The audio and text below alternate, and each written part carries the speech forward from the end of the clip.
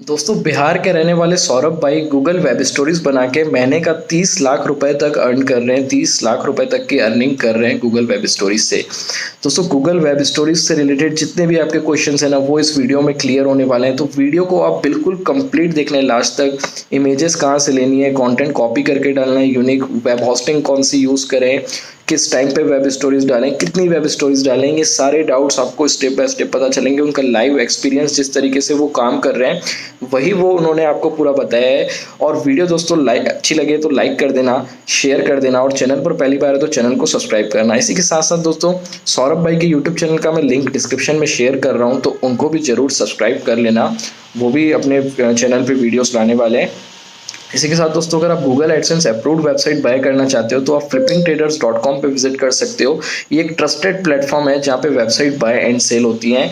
तो चलिए दोस्तों, वीडियो में आगे बढ़ते हैं। और सौरभ भाई, बहुत बहुत स्वागत है आपका हमारे चैनल सीखो डिजिटली पर। और थैंक यू सो मच कि आप हमारे चैनल पे आए और हमारी ऑडियंस से सारी चीज़ें शेयर कर रहे हैं ताकि वो लोग भी अर्न कर सके। भैया आपका मेरे को अपने चैनल को बनाने के सबसे बहुत बहुत धन्यवाद। मेरा नाम सौरभ कुमार है और मैं बिहार समस्तीपुर का रहने वाला हूँ। हाँ जी। अच्छा, अब बिहार से हैं आप? कौन कहाँ से बताया आपने सौरभ भाई? अ, बिहार समस्तीपुर। बिहार समस्तीपुर से। तो हम्म। सौरभ भाई, मैं थोड़ा सा जानना चाहूँगा कि आपने क्या स्टडी की हुई है, पढ़ाई आपने क्या की हुई है? मैं अभी 10th पास पास आउट हूँ और क्या कहते हैं 12th में कॉमर्स की पढ़ाई कर रहा हूँ। 10th पास आउट हैं और 12th में अभी कॉमर्स की ही पढ़ाई कर रहे हैं। हाँ, कॉमर्स की तैयारी कर रहा हूँ। तो सौरभ भाई, आपको ये ब्लॉगिंग के बारे में कब पता चला? ब्लॉगिंग के बारे में तो मुझे 2022 में ही मतलब 2020 में ही पता चल गया था। बट उस टाइम ये था जो जी लॉकडाउन था और लॉकडाउन में तो सबकी फाइनेंशियल कंडीशन ऐसी थी तो उस टाइम मैं स्टार्ट नहीं कर पाया था। बट ये जी जी। 2021 में मैंने स्टार्ट किया था ये ब्लॉगिंग करना। ये नवंबर 2020 के नवंबर या दिसंबर के एंड से मैंने स्टार्ट किया था। बट उस टाइम मेरा जी जी कोई जी। मोटिव नहीं था करने का। मैं बस सीख रहा था जो बाद में कभी कुछ होता है तो मैं ऑनलाइन ही वर्क कर सकूं। बट क्या कहते हैं उस टाइम मैं सीखते गया जब मेरे को अंदर से कॉन्फिडेंस आया जो मुझे ये करना चाहिए, तब मैंने क्या कहते हैं करना स्टार्ट किया था ब्लॉगिंग। ये अप्रैल में 2022 के अप्रैल में स्टार्ट किया था। बट काम करना मैंने जून में 2000 मतलब 2022 के जून में 20 तारीख से स्टार्ट किया था। अच्छा अच्छा। हाँ जी। तो सौरभ भाई, अभी मैं आपसे जानना चाहूँगा कि वेब स्टोरीज के बारे में आपको कब पता चला और आपने कब वेब स्टोरीज बनाना स्टार्ट किया? वेब स्टोरी के बारे में मेरे को 2021 में ही पता चल गया था जब बहुत लोग इस पे शुरू में वीडियो बना रहे थे। बट उस टाइम प्रॉब्लम ये जी थी जो मैं सीख रहा था वो भी ब्लॉगर पे, तो उस टाइम मैंने एक दो मेक स्टोरी से बनाया था, थोड़ा बहुत रिजल्ट मिला। बट उस टाइम प्रॉब्लम ये थी जो मेरे को उतना नॉलेज नहीं था वेब स्टोरी का मतलब उस थर्ड पार्टी प्लगइन पे। और एडसेंस भी मेरा डिसेबल अच्छा था। हाँ, तो एडसेंस भी डिसेबल था तो इसलिए मैंने उस टाइम वर्क करना छोड़ दिया। और जब मैंने क्या कहते हैं ये अच्छा। हाँ 2022 में जून में मैंने जब वेब स्टोरी पे काम करना स्टार्ट किया, तब कुछ प्रॉब्लम आई। कुछ दिन मतलब ट्रैफिक डाउन भी गया और उसके बाद जो मैंने अपना स्किल डेवलप किया, थोड़ा बहुत रिसर्च किया, बहुत आपकी भी से एक दो मैंने वीडियो देखी और बहुत लोगों की जी वीडियो देखी, तो मुझे उससे पता चला जो जी क्या कहते हैं वेब स्टोरी पे प्रॉपर वर्क करना है। जब शुरू शुरू में कोई भी वेब स्टोरी बना रहे हो तो प्रॉपर एक टाइमिंग और क्या कहते हैं वीडियो की क्वांटिटी सिलेक्ट कर लो जो इतनी क्वांटिटी हमें मतलब रोज वेब स्टोरी पब्लिश करनी है और इतने टाइम तक ही हमें जी। पब्लिश करनी है। जी सौरभ भाई, तो आगे हम लोग आपसे यही सारी चीज़ें को क्वेश्चन करेंगे कि कौन सा टाइम बेस्ट है, क्या आपकी स्ट्रेटेजीज हैं, वो हम लोग धीरे धीरे जानने की कोशिश करेंगे। अगला जो मेरा क्वेश्चन है सौरभ भाई आपसे, कि कौन सी वेब होस्टिंग आप यूज़ कर रहे हैं? मैं क्या कहते हैं वेब स्टोरी पे सुबह जो होता है मॉर्निंग हमारा टाइम है। ये हिंदी व इंडियन वेबसाइट पे हम मेरी कुछ इंडियन वेबसाइट भी है जिसपे हम लोग इंडिया को टारगेट करते हैं। उस पे हमारा ज़्यादातर टारगेट है सुबह 8 या 9 बजे से हम नहीं स्टार्ट सौरभ करते भाई, हैं। मैं आपसे पूछ रहा हूँ अभी कि आप कौन सी वेब होस्टिंग यूज़ करते हैं? मैं इंडिया के लिए क्या कहते हैं होस्टिंगर यूज करता हूँ, बट यूएसए और अदर कंट्री के लिए ब्लू होस्ट और होस्ट गेटर यूज करता हूँ। अच्छा, मतलब आपने दो अलग अलग वेब होस्टिंग लेके रखी हुई हैं। इंडिया हाँ के जी, लिए आप होस्टिंगर यूज़ करते हैं हाँ जी, हाँ और जी। यूएस और उसके लिए आप हॉस्टगेटर और ब्लू होस्ट को यूज़ करते हैं। तो इसका रीज़न क्या है सौरभ भाई? मतलब ऐसा क्यों नहीं कि रीज़न आपने होस्टिंगर पे ही। देखिए, रीज़न कुछ नहीं है, बट मेरे को होस्टिंगर में ये इंडियन मतलब इंडिया में टारगेट करना है, तो मेरे को होस्ट इंडिया के लिए होस्टिंगर बहुत बेस्ट है। पर अदर कंट्री जी। के लिए जो होस्टिंगर का सर्वर है उतना वो फायदेमंद नहीं है एक तरीके से। इसीलिए मैं हर कंट्री अच्छा। के लिए उसके हिसाब से एक होस्टिंग यूज़ करता हूँ। अच्छा, जैसे कि सौरभ भाई मैं जानता हूँ कि होस्टिंगर में आप यूएसए का भी सर्वर ले सकते हो, उसमें ऑप्शन तो रहते हैं, बट कोई नहीं बात नहीं देखिए अगर आप ब्लू सर्वर होस्ट और। नहीं देखिए सर्वर तो ठीक रहता है, बट इसमें प्रॉब्लम क्या आती है, जो हम इंडिया में बैठ रहे हैं, इंडिया से काम कर रहे हैं, हमारा सब कुछ इंडियन, एक हम यूएसए में तो बैठे ही नहीं है जो हम यूएसए के कल्चर को जान पाए समझ पाए कैसे काम होता है यूएसए में। इंडिया में बैठे जी। तो हम लोग इंडिया के कल्चर को जानते हैं, इसलिए इंडियन चीज ही यूज करेंगे इंडिया में। इस करेक्ट है। हाँ, तो इसीलिए हम लोग ऐसे अपना थोड़ा वो करते हैं।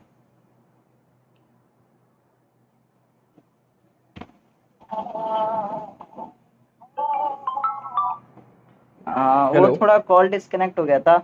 और कोई बात नहीं सौरभ भाई, हाँ, कंटिन्यू करेंगे आप। हाँ, तो उसमें ना हमें और क्या कहते हैं, यूएसए को टारगेट जब हम करते तो मेरे को होस्ट शुरू में तो ब्लू होस्ट अच्छा लगा था। ब्लू होस्ट पे ये होता है जो कुछ प्लगइन हमें फ्री में मिल जाते हैं, कुछ टूल फ्री में मिल जाते हैं, और जो ब्लू होस्ट का सर्वर है वो सबसे बेस्ट रहता है जी। यूएस कंट्री को टारगेट करने के लिए। आप या वेब स्टोरी बनाओ या ब्लॉग पोस्ट लिखो तो अच्छा रहता है, और होस्ट जी। गेटर में कुछ फैसिलिटी अच्छी मिल जाती है, इसलिए हम लोग यू यूज करते रहते हैं।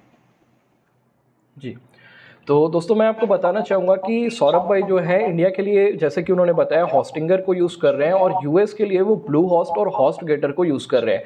दोस्तों इनमें से कोई भी वेब होस्टिंग आप लेना चाहें तो डिस्क्रिप्शन में मैंने लिंक दी हुई है, और होस्टिंगर पे मेरा कूपन कोड भी है, वो भी आप यूज़ कर सकते हो। लेकिन एक चीज़ मैं बोलना चाहूँगा, अगर आप पहले से ही कोई वेब होस्टिंग यूज़ कर रहे हो तो ये ज़रूरी नहीं है कि आपको होस्टिंगर पे शिफ्ट होना है। आप अपना पैसा उस पर अभी मत लगाइए। अगर हाँ आपको यूएस टारगेट करना है तो आप यूएस के लिए ब्लू होस्ट, होस्ट गेटर या फिर होस्टिंगर पे भी अवेलेबल है यूएस का सर्वर। जैसे लेकिन सौरभ भाई ने बताया कि हॉस्ट गेटर और ब्लू होस्ट पे ज़्यादा फैसिलिटीज़ मिल रही हैं, तो वहाँ भी आप ज़रूर चेकआउट कर सकते हो। सौरभ भाई हमारा अगला क्वेश्चन आपसे ये है कि आपकी वेबसाइट पर जो आप आर्टिकल डालते हैं वो आर्टिकल आप यूनिक लिखते हैं, या फिर आजकल बहुत लोग जो है ना ऑटोमेशन पे वेबसाइट को सेटअप कर रहे हैं, तो आप ऑटोमेशन पे सेटअप किए हैं या फिर यूनिक आर्टिकल लिखते हैं? भैया मेरी कुछ मतलब वेबसाइट हैं जो ऑटोमेशन पे हैं, बट वो ऑटोमेशन पे जी। ज़्यादातर कुछ कैटेगरी के लिए हम लोग ऑटोमेशन पे करते हैं, बाकी के जो है उसको हम ड्राफ्ट में रख के पढ़ के एडिट करते हैं। बाकी के हमारी जो साइट है उसके लिए हमने अपनी एक टीम बना रखी है, उसमें वो जो भी जी। हमें कीवर्ड पे काम करना होता है उस कीवर्ड के लिए हम उस टीम को अपना कीवर्ड जो भेज देते हैं वो बना के मुझे सेंड करती है, मैं पब्लिश करता हूँ। तो मेरे पास कुछ साइट हैं जो ऑटोमेशन पे है, जैसे न्यूज़ है वो मेरी ऑटोमेशन पे है।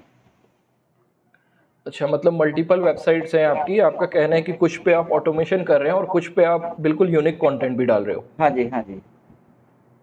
और जो ऑटोमेशन वाला कंटेंट है उसको भी आप डायरेक्ट पब्लिश नहीं करते हैं, ड्राफ्ट में रखते हैं, देन आप उसको पढ़ के जो कुछ चेंजेस करने हैं उसके बाद आप उसको पब्लिश करते हो, राइट? हाँ जी। अच्छा सौरभ भाई, मैं ये पूछना चाहूँगा कि जो आपकी मेन वेबसाइट से जिससे आपकी अभी ज़्यादा अर्निंग, मेजर अर्निंग जिस वेबसाइट से हो रही है, उस वेबसाइट पे आप किस तरीके से काम कर रहे हैं? उस वेबसाइट पे आप ऑटोमेशन पे कर रहे हैं या फिर यूनिक कंटेंट लिख रहे हैं? उस वेबसाइट पे मैं जिस वेबसाइट से मेरी ज़्यादा अर्निंग होती है उस वेबसाइट को मैं मैन्युअली और ऑटोमेशन दोनों हैंडल करता हूँ। मैन्युअली क्या कहते हैं, मैं कुछ कैटेगरी है न्यूज़ के रिलेटेड, तो उस पे वो मेरा जी। ऑटोमेशन है जो मतलब उस पर ऑटोमेटिक होता रहता है। और कुछ कैटेगरी हैं जिस पे मैं, जैसे मुझे उस वेबसाइट से ज़्यादा ट्रैफिक लेना होता है या ज़्यादा अर्निंग करनी होती है, उसके लिए मैं खुद जी। उस पे मैनुअल आर्टिकल बना के पोस्ट करता रहता हूँ। अच्छा, मतलब उस आपकी जो मेन वेबसाइट है उस पे भी आप ऑटोमेशन भी चल रहा है और कुछ मेन कीवर्ड्स पे आप मैनुअल यूनिक भी चल रहा कंटेंट है। भी लिख रहे हो? हाँ, क्योंकि मैन मैनुअली। ऑटोमेशन इसलिए जो हमें ट्रेंडिंग टॉपिक मिल जाता है, ट्रेंडिंग टॉपिक से ये रहता है तो हमें रैंकिंग में थोड़ी आसानी जी। रहती है। और मैन्युअली मैं इसमें इसलिए यूज करता हूँ, जो कोई भी मान लीजिए आलिया भट्ट या कोई भी गूगल की एक कंपनी है, मुझे गूगल पे कुछ आर्टिकल बनाने हैं, जैसे मान लीजिए गूगल अकाउंट कैसे क्रिएट करें, तो हम लोग उस पे एक मैन्युअली जी। बनाते हैं जिस पे वॉल्यूम थोड़ा ज्यादा रहे तो रैंक भी होते, मतलब वो पोस्ट हमारी रैंक करे। और उसमें हम अर्निंग करने के लिए क्या करते हैं, जो हाई सीपीसी कीवर्ड है जिसका ना कोई कंपटीशन है ना कोई मतलब ना कोई कंपटीशन है, ना कोई डिफिकल्टी, कीवर्ड डिफिकल्टी है। बट 40-50 जितना वॉल्यूम रहता है, हम लोग उतना उस कीवर्ड को एक दो यूज करते हैं, जिससे हमारा ट्रैफिक भी आए जी और थोड़ा सीपीसी और पेज आरपीएम भी बढ़े। जी।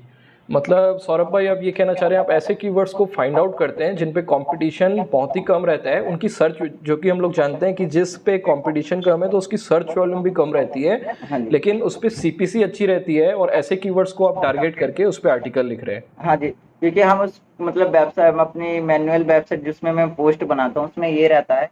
तो जैसे मान लीजिए जिसपे कीवर्ड डिफिकल्टी 1 से 10 या 1 से 20 रहती है और वॉल्यूम हाई रहता है, तो हम उसे यूज करते हैं।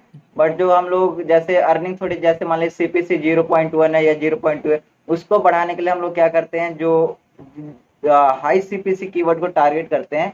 हाई सीपीसी कीवर्ड में हमें क्या रहता है, जो हमें लोग कीवर्ड डिफिकल्टी 0 मिलती है, कंपटीशन 0 मिलता है, वॉल्यूम ये रहता है जो 100 200 300 वॉल्यूम रहता है।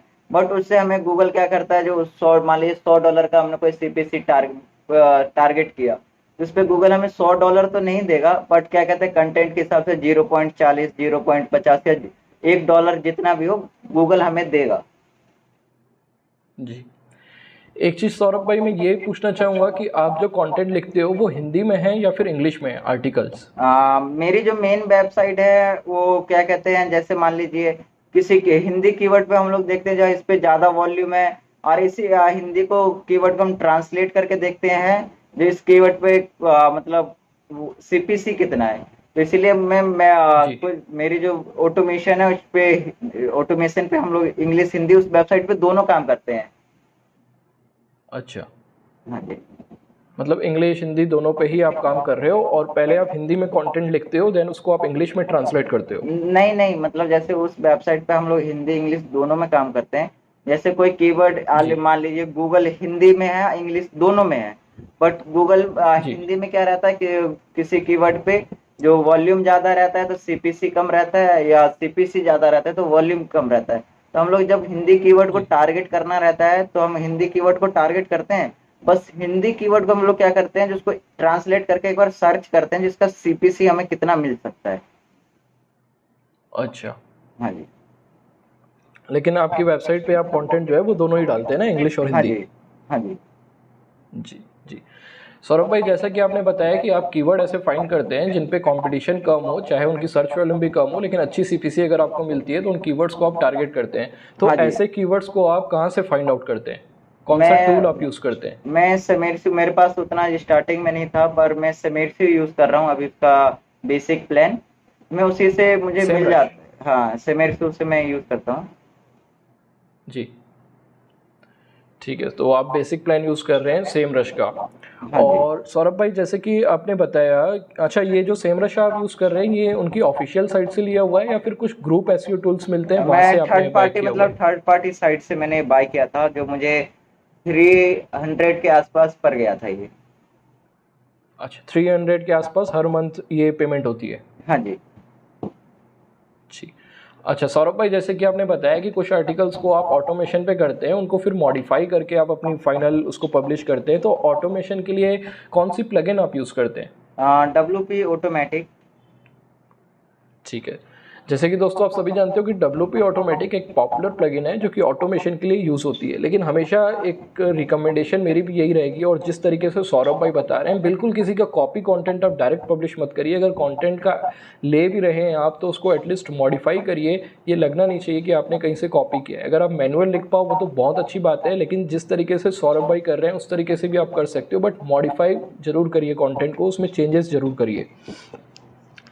ठीक है सौरभ भाई, अगला क्वेश्चन मेरा ये है आपसे कि वेब स्टोरीज के सेटअप आप मुझे बताएं कि वेब स्टोरीज के लिए आप कौन सी प्लगइन यूज़ कर रहे हैं, जैसे कि अलग अलग प्लगइन्स अवेलेबल हैं, और क्या क्या सेटिंग्स थोड़ी सी मैं जानना चाहूँगा आपकी। अगर आपको कुछ लगती है कि ऐसी सीक्रेट सेटिंग्स हैं जो लोग मिस आउट कर देते हैं तो वो मुझे बताएं आप।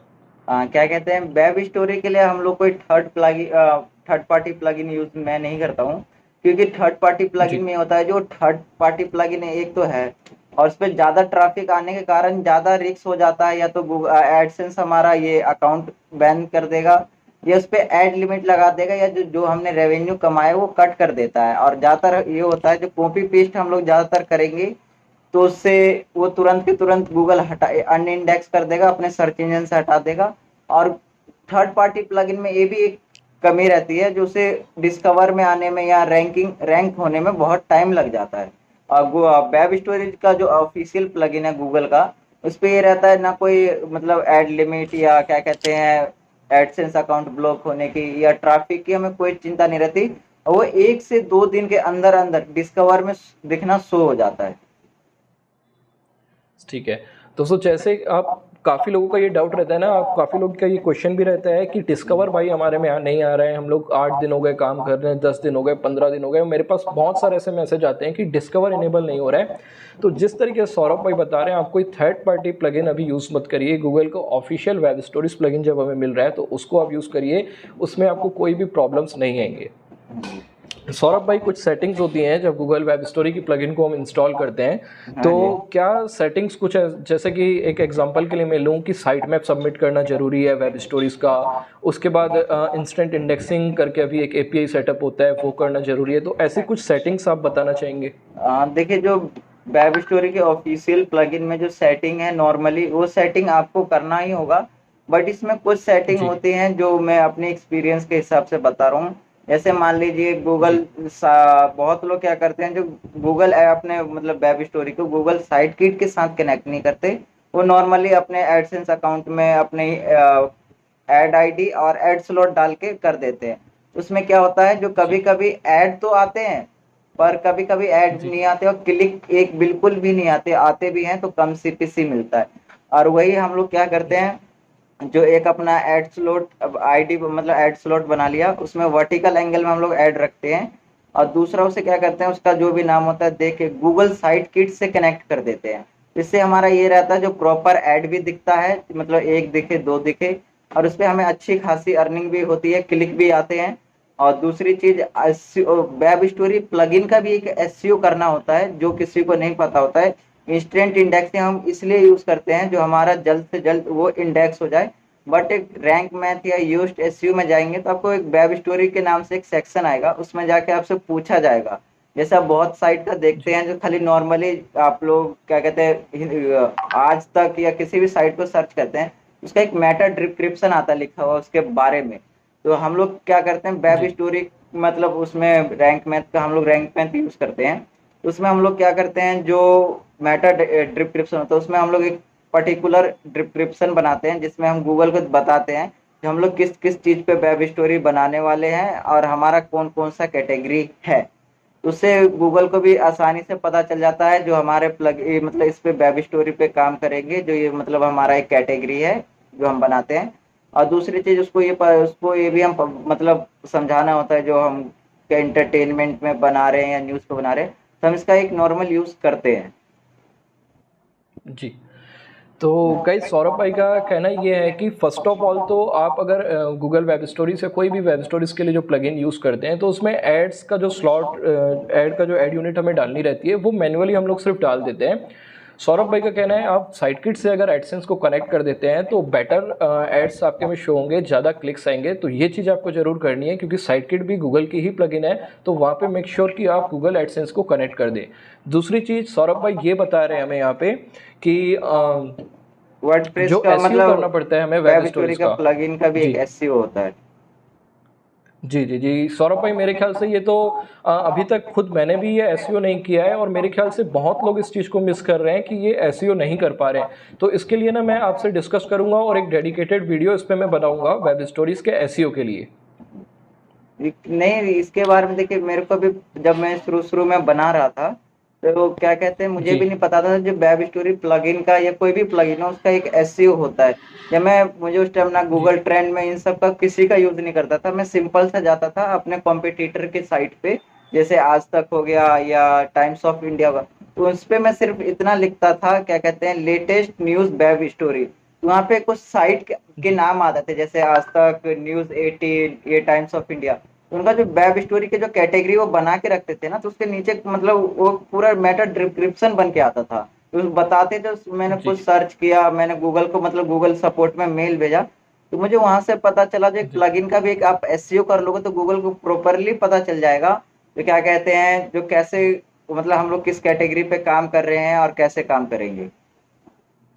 जी, सिमिलरली जैसे कि अगर हमारा एक यूट्यूब चैनल है तो वहाँ भी हम लोग टैग्स यूज़ करते हैं, अगर हम लोग एक ब्लॉग लिखते हैं तो वहाँ भी टैग यूज़ करते हाँ हैं, हाँ मेटा जैसे डिस्क्रिप्शन अपने यूज़ करते हैं गूगल यूट्यूब को पे, एक इंडिकेशन देने के लिए। हाँ जी, जो यूट्यूब जी मतलब बोलिए सौरभ अबाउट जी। सेक्शन में हम बताते हैं जी मेरा हमारा चैनल किस चीज पे है और हम किस किस चीज की जी जी इंफॉर्मेशन देंगे या किस चीज पे हमारी वीडियो आएगी। जी जी, इसी हाँ तरीके से आप वेब स्टोरीज में भी मेटा डिस्क्रिप्शन के जरिए गूगल को बताते हैं कि किस टॉपिक पे आपकी वेब स्टोरीज रहने वाली है, राइट। हाँ जी। जी जी, तो ये एक आपने सौरभ भाई बहुत अच्छी चीज़ बताई और इस पे आप सभी को ध्यान देना है, मेटा डिस्क्रिप्शन जरूर डालें, आप चाहे रैंक मैथ यूज़ कर रहे हैं योस्ट एसईओ यूज़ कर रहे हैं, दोनों में ये ऑप्शन होगा। अगला जो क्वेश्चन है सौरभ भाई वो ये है कि वेब स्टोरीज डालने के लिए जो कंटेंट रहता है वो आप कैसे करते हैं। कंटेंट को आप जैसे कि आप अगर ट्रेंडिंग पे डाल रहे हैं या फिर किसी एवरग्रीन पे डाल रहे हैं तो कॉपी करके आप पेस्ट कर दिए दूसरी साइड से वेब स्टोरीज में, या फिर आप खुद से उसको मैनुअल लिखते हैं। देखिए भाई हमारी जो साइट है जितनी भी ओवरऑल साइट है हम जो मेरी टीम है वो कुछ वेबसाइट के लिए अलग अलग टाइम हमने फिक्स कर रखा है। तो उसके हिसाब से सभी जी वेबसाइट का हम लोग मेम्स बनाते हैं, शाम के 6 बजे से पहले सारी वेब स्टोरी पब्लिश हो जानी चाहिए और शाम के 6 बजे से जी पहले पहले ही वो इंडेक्स हो जाना चाहिए।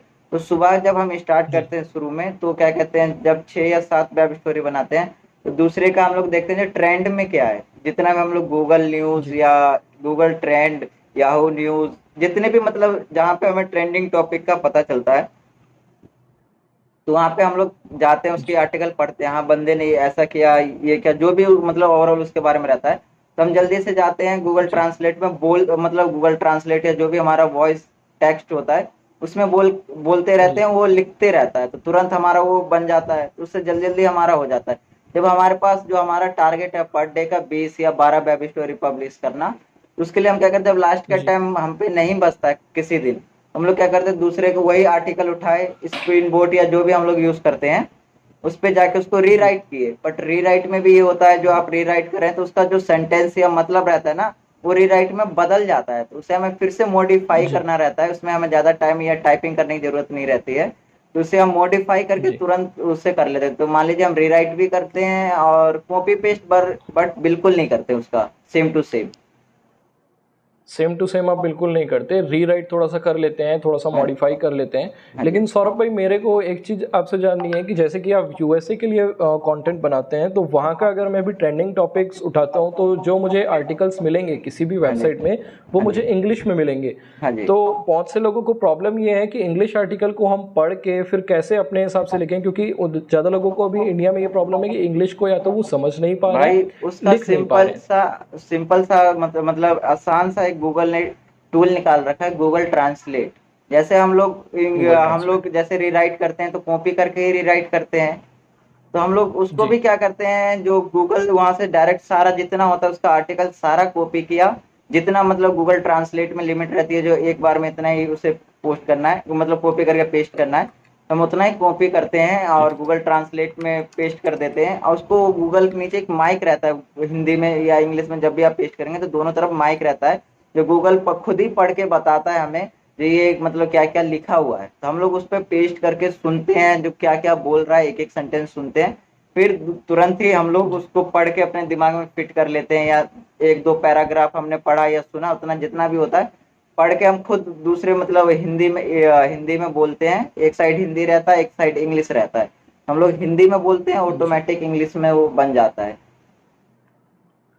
कहने का मतलब सौरभ भाई आप इंग्लिश आर्टिकल को कॉपी करके गूगल ट्रांसलेट में डालते हो और गूगल आपको हिंदी में वो चीज़ सुनाता है। हाँ जी। हाँ जी। अच्छा, तो ऐसा फीचर है गूगल में कि आप हिंदी में उसको सुन सकते हैं।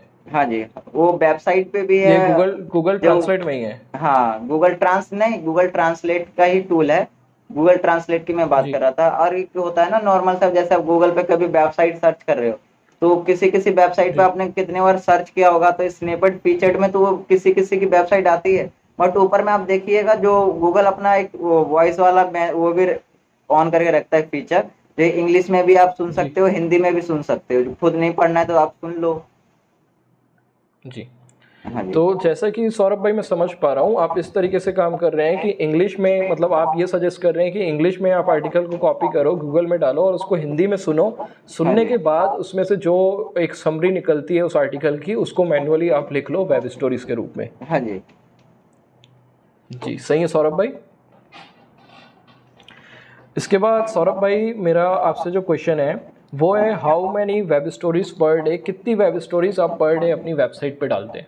भाई मैं तो पर डे का अभी क्या कहते हैं, एक किसी साइट पे 12 या 20, जैसे मान लीजिए कोई स्टूडेंट है या मेरे से छोटा हो या मेरे से कोई बड़े हो, उनको उनके पास जी टाइम है तो रोज पर डे का 12+ वेब स्टोरी वो पब्लिश करे, 20 करे, 25 करे।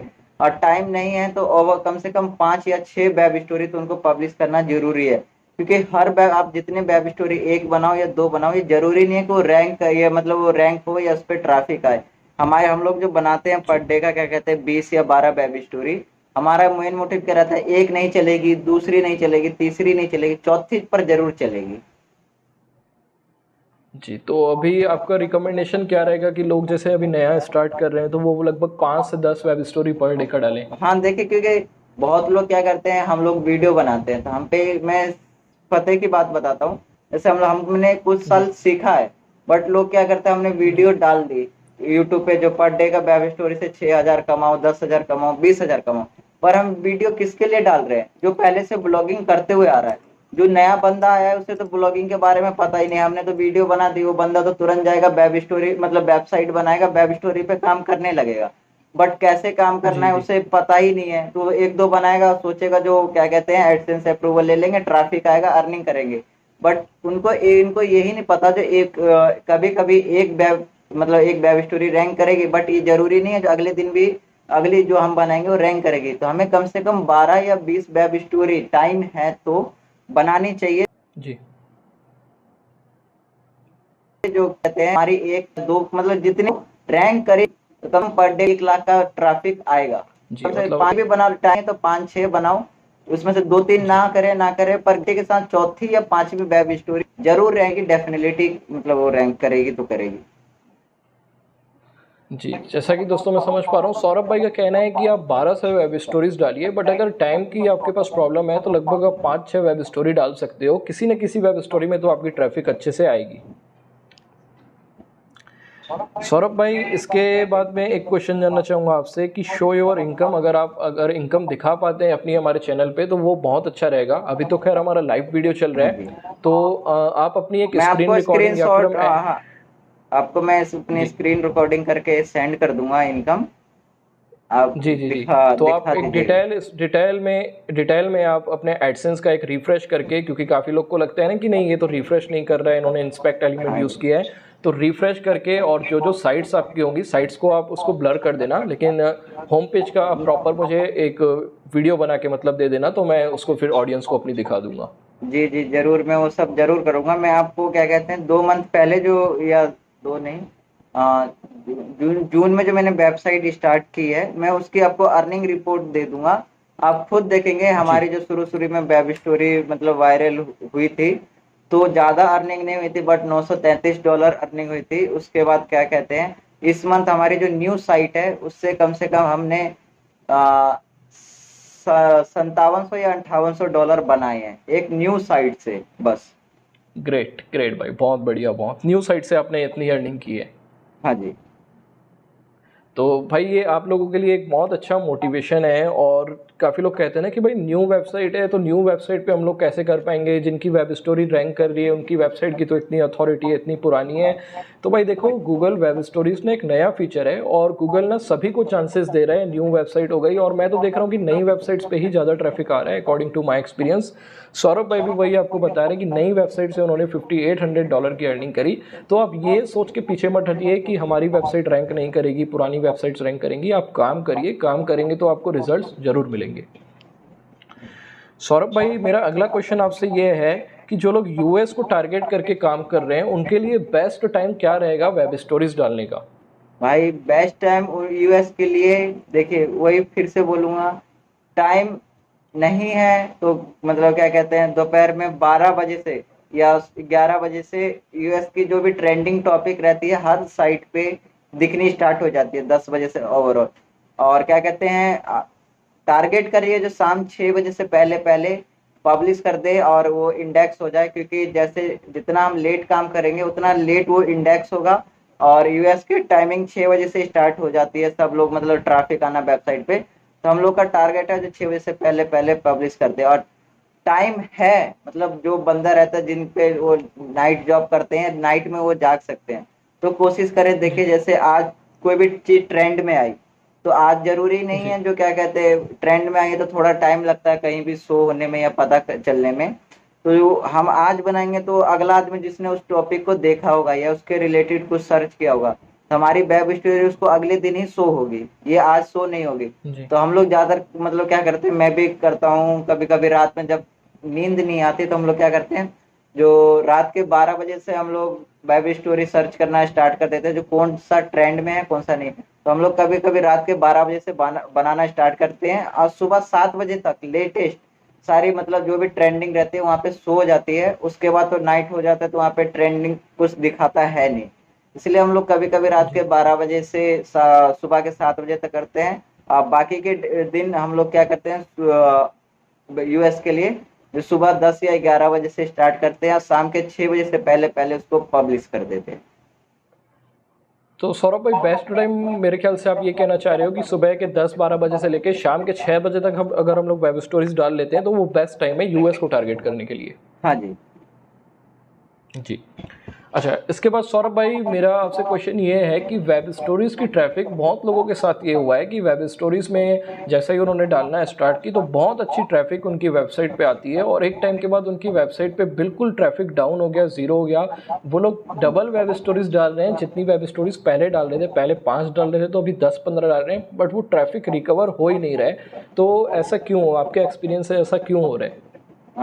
मैं अपने एक्सपीरियंस से शेयर करूं तो देखिए प्रॉब्लम क्या आती है, जो कुछ बंदे जो होते हैं जो अपनी तेजपंथी दिखाते हैं या जो ज्यादा तेज बनते हैं, वो लोग क्या करते हैं पहले इंडिया पे जो भी इंडिया पे वेब स्टोरी बनाते हैं या किसी भी कैटेगरी में, वो हम लोग या जी वो यूट्यूब पे सर्च करें कहीं भी सर्च करें, क्योंकि कोई भी बंदा वेब ब्लॉगिंग कर रहा है या वेब स्टोरी पे न्यू बंदा काम कर रहा है तो उसे पता ही नहीं है जो ब्लॉगिंग फील्ड में ब्लॉगिंग कैसे करते हैं।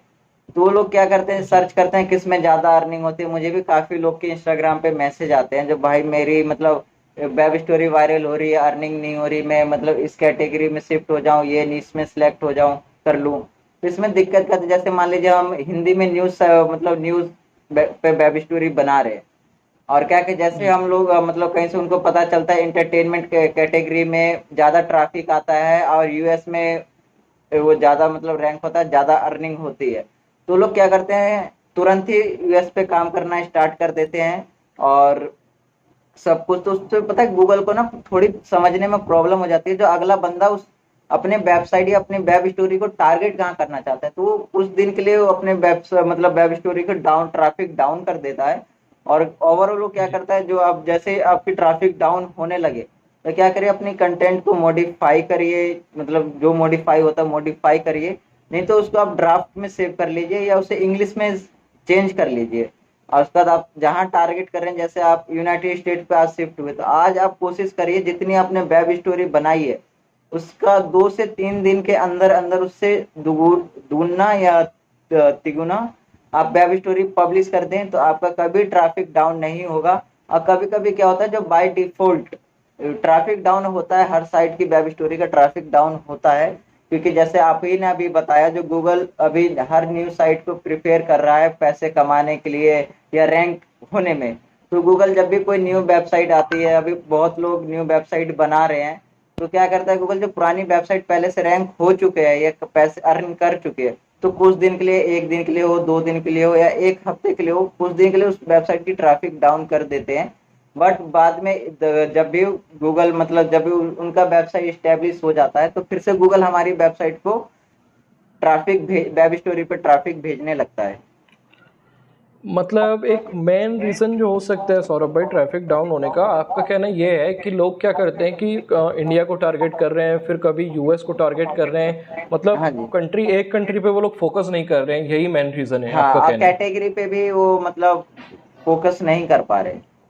अच्छा, निश पे भी मतलब एक निश पे नहीं रह रहे हैं, निश को भी वो जल्दी जल्दी हाँ, स्विच कर लेते हैं कि जैसे मेरी इसमें देखिए अर्निंग नहीं हो आप रही है। मान लीजिए आप मतलब पर डे का $1000 या $20,000 जितना मतलब मैं ही कितना भी कमा रहा हूँ, तो अगला आदमी मुझे मैसेज करता है जो भाई मेरी क्या कहते हैं ये न्यूज में वेबसाइट है या हेल्थ में मेरी वेबसाइट है, किसमें ज्यादा अर्निंग होगी बता दो, या मैं न्यूज में अपनी वेबसाइट को कन्वर्ट कर लूँ, या हेल्थ या इंश्योरेंस वेबसाइट या इंश्योरेंस के बारे में बताऊं इसमें कन्वर्ट कर लूँ। तो एक कैटेगरी देखिए भाई, कोई भी चीज सबर का फल मीठा रहता है। आप सोचोगे आज मैंने काम किया, 2 दिन काम किया, 3 दिन काम किया, अगले दिन से मुझे पैसा आना लगे या ट्रैफिक आना लगे, तो ऐसा कुछ नहीं है। क्योंकि हम लोग जो कमा रहे हैं या आप जो कमा रहे हो ना, हमें सीखने में काफी टाइम लग गया है, तब हम आज कमा जी रहे हैं। जी। या हम आज जो वीडियो भी बना रहे हैं ना, वो आज के बंदों के लिए नहीं बना रहे, आज के बंदों के लिए हम मोटिवेट करने के लिए बनाते हैं। और जो वीडियो हमारी रहती है वो पिछले बंदे जो सीखते हुए आ रहे हैं उनके लिए अगली वीडियो हम इस जी तैयार करते हैं, जो और भी आगे वो सीखे, और जो आगे जो नया बंदा आ रहा है उसे मोटिवेट करते हैं, जो जाए हमारे चैनल पे या किसी भी चैनल पे और शुरू से अपनी जी ब्लॉगिंग किसे कहते हैं, कैसे रैंक होना है, वहां तक वो सीख ले तब स्टार्ट करे। नहीं तो पैसा इन्वेस्ट करने में कोई फायदा नहीं, कि इन्वेस्टमेंट कर दोगे, ब्लॉगिंग के बारे में पता है नहीं कुछ, आप मान लीजिए 1 साल 2 साल आपका पैसा भी हर साल आपको रिन्यू का होस्टिंग और डोमेन रिन्यू कराने में जाएगा और आप डिमोटिवेट हो जी जाओगे। मेन रीजन जी। ये है।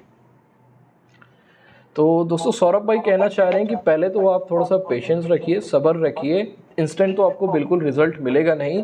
और दूसरे को देख के कि इसकी अर्निंग ज़्यादा और ये इसकी अर्निंग ज़्यादा, निश को जल्दी आप शिफ्ट मत कीजिए। जिसमें आपका इंटरेस्ट है उस एक निश को लेके चलिए और किसी एक कंट्री को टारगेट करके आप आगे काम करिए। बार बार आप चीज़ें चेंज करेंगे तो इससे गूगल खुद कंफ्यूज हो जाएगा कि आप चाहते क्या हैं, किस कंट्री में रैंक करना चाहते हैं। ओके, तो सौरभ भाई मेरा अगला क्वेश्चन आपसे ये है कि हाउ टू फाइंड टॉपिक्स, आप टॉपिक को कहाँ से ढूंढते हैं वेब स्टोरीज डालने के लिए। हमारे मतलब हम लोग जो अपने ओवरऑल साइट के लिए जो होते हैं, वो हम लोग क्या करते हैं, गूगल ट्रेंड हो गए नॉर्मली जो हम सब या मतलब ब्लॉगर या यूट्यूब पे बताते हैं या करते हैं, नॉर्मली गूगल ट्रेंड या ये सब हो गया, या गूगल मतलब बाकी के जो न्यूज जितनी भी ओवरऑल न्यूज साइट है या जहाँ से ट्रेंडिंग जी टॉपिक का पता चलता है, Google trend, Google news, Yahoo news, US today, या जी फिर हमें क्या कहते हैं ये इंडिया के लिए आज तक, या जितने भी इंडिया के लिए न्यूज चैनल हैं हम लोग उसको जी फॉलो करते हैं। जी। तो दोस्तों सौरभ भाई बता रहे हैं कि वो तो गूगल ट्रेंड्स जैसा टूल या फिर याहू सर्च सर्च इंजन को तो यूज़ करते ही हैं। इसके अलावा जो न्यूज़ वेबसाइट, जैसा कि हम जानते हैं कि वो लोग ट्रेंडिंग न्यूज़ अपडेट करते रहते हैं, तो आप न्यूज़ वेबसाइट को भी कंसीडर कर सकते हो एक ट्रेंडिंग टॉपिक फाइंड करने के लिए। अच्छा सौरभ भाई, ऐसा है कि आपकी वेबसाइट पे जो पोस्ट लिखी हुई हैं किसी पर्टिकुलर टॉपिक पर, एग्जाम्पल के लिए मान लेते हैं कि हाउ टू फाइंड निश, इस टॉपिक पर आपने आर्टिकल लिखा हुआ है, तो इसी टॉपिक पर अगर आप वेब स्टोरी बनाते हो तो कुछ यहाँ पे बेनिफिट मिलता है या फिर ट्रेंडिंग पे ही वेब स्टोरी बनाना चाहिए। भाई बेनिफिट मिलेगा, बट देखिए बेनिफिट जी आपको कैसे मिलेगा। शुरू में आपने वेबसाइट बनाई, आपने एक ही आर्टिकल पब्लिश किया हाउ टू फाइंड नीश, उस पे एक ही वेब स्टोरी बनाई, तो उस टाइम तो नहीं जी मिलेगा। बट आप मान लीजिए उसी न्यू वेबसाइट पे आपने पर डे 1 या 2 आर्टिकल क्या कहते हैं ब्लॉग पोस्ट पोस्ट की 10 दिन 15 दिन तक, और रोज का उसी का देखिए भाई, आप हाउ टू फाइंड नीच में आप एक लंबा चौड़ा आर्टिकल हम लोग बनाते हैं, बट गूगल जी वेब स्टोरी के अंदर क्या रहता है, 150 कैरेक्टर के अंदर ही हमें अपना जो भी लिखना होता है या बताना होता है, तो उसके रिलेटेड कम से हाउ टू फाइंड मतलब निश के रिलेटेड कम से कम आप 2 3 से 4 वेब स्टोरी बनाएं। और उस टाइम शुरू में आपको नहीं मिलेगा, जब आपका 2 से 3 4 मतलब बनता है, जिस कैटेगरी में आप मतलब न्यूज वेबसाइट या ट्रेंडिंग टॉपिक को हटाकर आपकी कोई भी साइट है, तो अगर अभी न्यू साइट या पुरानी साइट, तो कम से कम कोशिश करिए जो जितने आपने उस किसी भी रिलेटेड आपने आर्टिकल बना के पब्लिश किया हो, उससे डबल आप उसी के मतलब उसी रिलेटेड वेब स्टोरी बनाएं, तब आपको जरूर रैंकिंग मिलेगी। इससे मतलब कोई मतलब नहीं है जो आपकी ट्रेंडिंग टॉपिक हो ना हो। ट्रेंडिंग टॉपिक हम लोग इसलिए सही। यूज करते हैं जो जल्दी वायरल भी हो जाती है, अच्छा खासा ट्रैफिक आता है। बट देखिए भाई ट्रेंडिंग टॉपिक में भी क्या रहता है, आलिया भट्ट एक दिन ट्रेंड करेगी, 2 दिन ट्रेंड करेगी, बट वो हर दिन जी ट्रेंड नहीं करेगी। और जो मान लीजिए नहीं हाउ टू करेंगे। फाइंड नीश, कोई भी एक ही उसी टॉपिक को बंदा हर बार सर्च करेगा, कोई भी हो, उस पे वेब स्टोरी उस जी कैटेगरी में दिखना जरूरी है। मतलब संभव है जो सब में दिखेगी ही दिखेगी। मतलब ट्रेंडिंग टॉपिक के अलावा जो हमारे नॉर्मल टॉपिक जिसको हम लोग एवरग्रीन कह सकते हैं या फिर नॉर्मल टॉपिक कह सकते हैं, उन पे भी हम लोग वेब स्टोरी बना सकते हैं, राइट? हाँ जी। हाँ जी। तो सौरभ भाई, आप वेब स्टोरीज में टोटल कितने स्लाइड्स बनाते हैं? देखिए हमको जब मतलब मुझे जब ट्रैफिक ड्राइव करना रहता है, मतलब ऐसे तो हम लोग 12 स्लाइड या 11 स्लाइड के बनाते हैं, इसलिए क्योंकि किसी भी वेब स्टोरी में आप चेक करिएगा तो एड न्यूज़, मतलब न्यूज़ वेबसाइट को छोड़ के, क्योंकि न्यूज़ वेबसाइट के लिए बड़े बड़े डेवलपर हैं, ऐसे नॉर्मल वेबसाइट को आप चेक करोगे तो 8 स्लाइड या 7 स्लाइड के बाद ही एक ऐड शो होता है, और उसके बाद जो आप जितने बनाए उससे कोई मतलब है नहीं। हम लोग क्या करते हैं जब ट्रैफिक ड्राइव करना होता है तो 11 या 12 स्लाइड बनाते हैं। 8 स्लाइड के बाद हमारा एक एड्स हो गया, बंदा 4 आर्टिकल, मतलब 4 स्लाइड के बाद हम अपना एक वेबसाइट का लिंक दे देते हैं, ब्लॉग पोस्ट। उससे क्या होता है, वेब जी। स्टोरी पे एक पेज व्यू का एक इम्प्रेशन मिलेगा, और उसके बाद हम लोग क्या करते हैं, एक पेज व्यू का एक इम्प्रेशन मिला और दूसरा हम लिंक दे देते हैं, तो जिस हम लोग उस पोस्ट का ज्यादातर लिंक देते हैं या लगाते हैं उस वेब स्टोरी में डालते हैं जिस पोस्ट पे ओवरऑल बहुत सारा ऐड आता हो, ऑटोमेटिक ऑटोमेशन पे जितना ऐड, हम उस वेब मतलब उस आर्टिकल का लिंक देते हैं, और उससे हमें ज़्यादा इंप्रेशन भी आ जाता है और अच्छी खासी अर्निंग हो जाती है। अब मान लीजिए हमें मोटिव गूगल ये भी प्रिफेयर करता है जो आप वेब स्टोरी सिर्फ वेब स्टोरी के लिए ही बनाए, या अपने ये जो ट्रैफिक ड्राइव, गूगल खुद कहता है आसान भाषा में, वेब स्टोरी सिर्फ एंटरटेनमेंट या टाइम पास के लिए है, ट्रैफिक ड्राइव करने के लिए या किसी चीज के लिए नहीं है। तो कम से कम उसके बाद हम क्या करते हैं, 2-3 वेब स्टोरी में लिंक दे दिया, बाकी की वेब स्टोरी से बाकी के वेब स्टोरी में तो लिंक देंगे नहीं, तो ट्रैफिक ड्राइव होगा कैसे? हम लोग क्या करते हैं, कम से जी। कम 17 या 20, 21, 22 स्लाइड बनाते हैं और छोटे छोटे लाइन डालते हैं, जिससे आदमी जल्दी जल्दी समझता है, आगे अगले स्लाइड। स्लाइड की टाइमिंग भी कम कर देते हैं, जैसे बहुत सारी वेब स्टोरी प्लगइन में 7 सेकेंड डिफॉल्ट रहता है, तो हम 5 या 6 यूज करते हैं, उससे जल्दी जल्दी बंदा आगे जाता रहता है, और एक पेज व्यू पे हमें कम से कम एक वेब स्टोरी से 2 इम्प्रेशन या 3 इम्प्रेशन एड इम्प्रेशन मिल जाते हैं।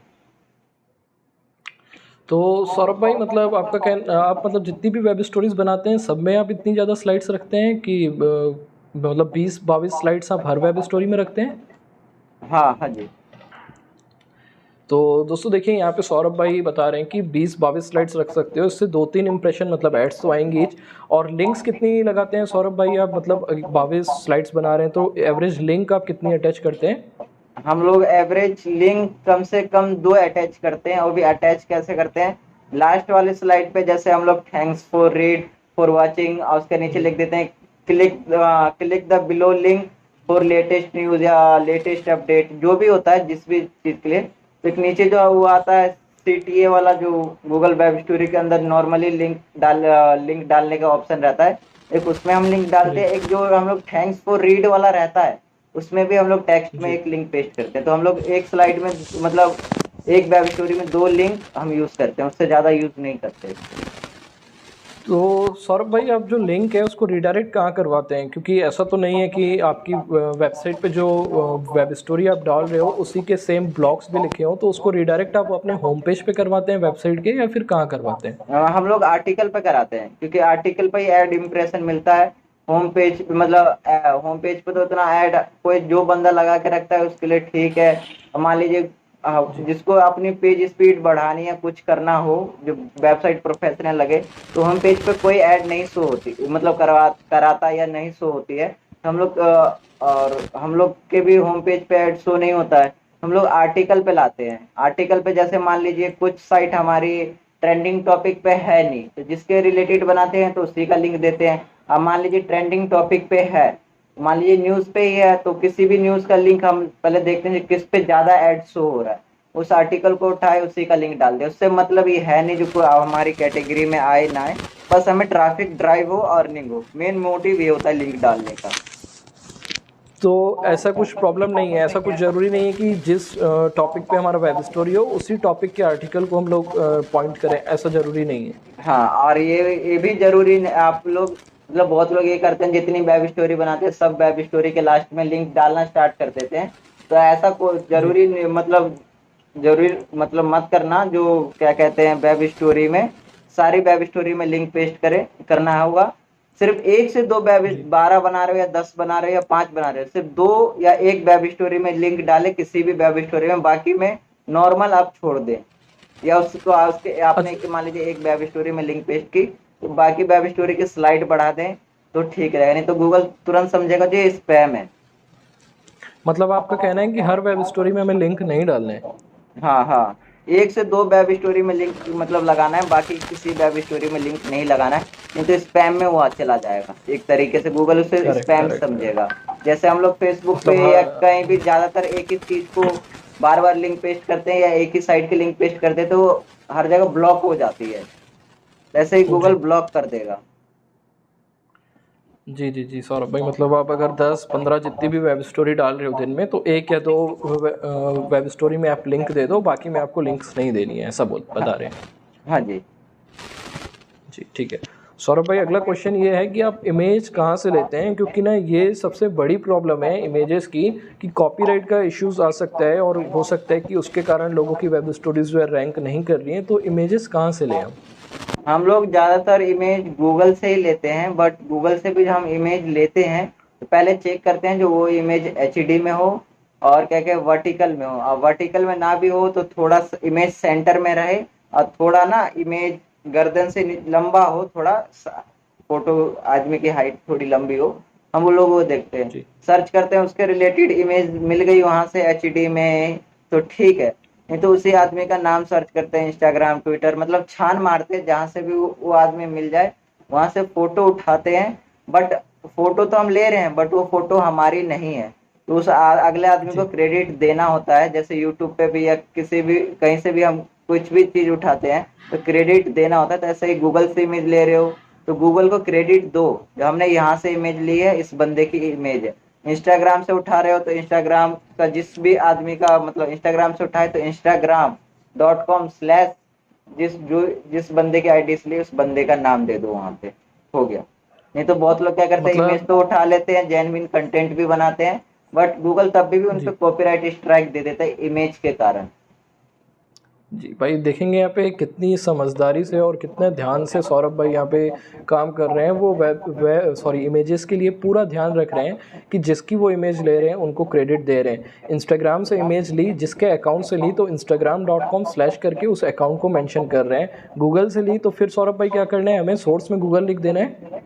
हाँ जी, गूगल से इमेज ले रहे हैं तो गूगल को ही दे देना, क्योंकि देखिए गूगल पे गूगल के पास तो अपनी इमेज है नहीं जो जाएगा सबकी नहीं फोटो है। खींचेगा।